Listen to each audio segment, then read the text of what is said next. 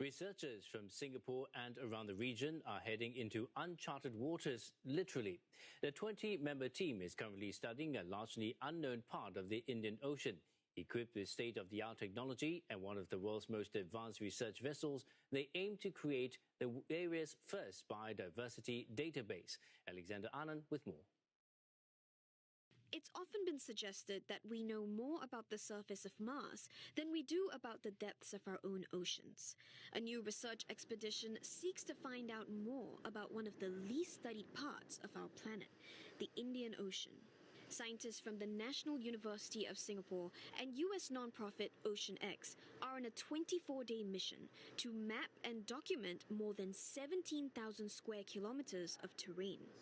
Asia and Southeast Asia is the most biodiverse waters in the world, and so it's so important that we document and collect the data that countries can use to understand how they can better protect the health of their waters.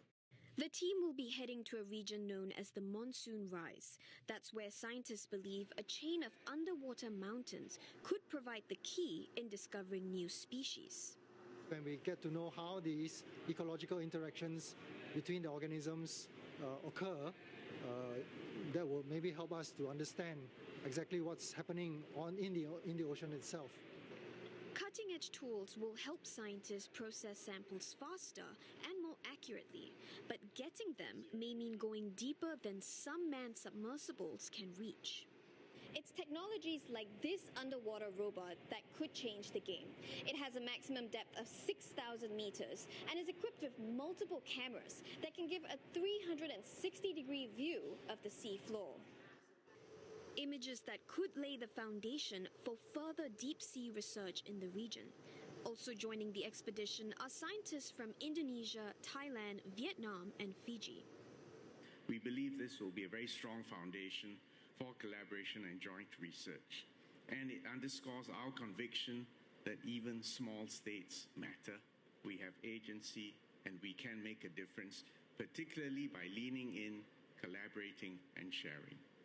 He says Singapore will continue to advocate for an inclusive approach to marine conservation. This after the country led negotiations for a landmark UN treaty to safeguard marine biodiversity on the high seas.